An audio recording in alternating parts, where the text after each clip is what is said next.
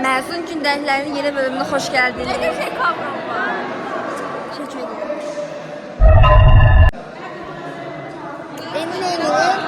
İndi nə eləyib? Bu gündən həm oğlan rəqsini edəcək, həm qız rəqsini edəcək. Mən oğlan rəqsində oynayacağım. Və uşaq oynamaq istəyir bizdən. Qaç.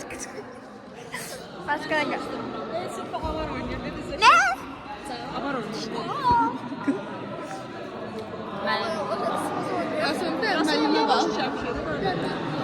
Siz 11 belin olduğunuz için sizə vlogumu əlavə etmək istəyirəm. Salam elə.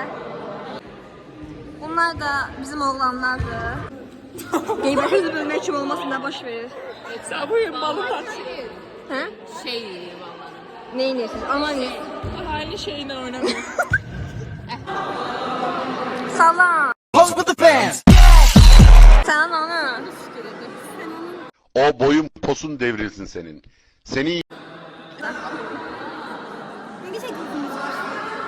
Teşekkür edirəm. Kablomuz, telefonumuz hamısı indi. Bu təəssüf ki.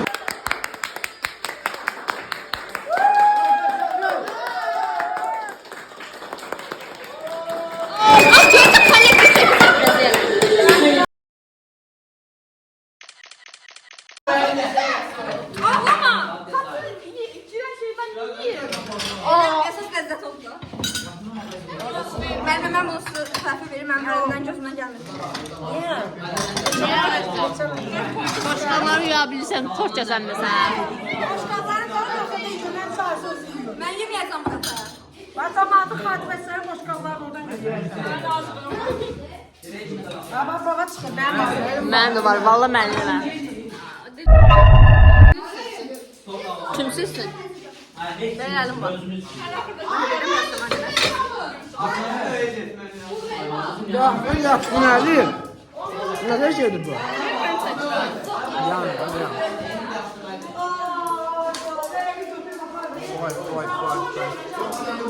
Çekil ya.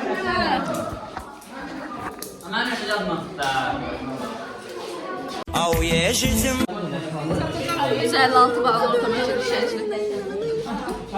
231. Gəzdə. Gəlmiş şahitsin.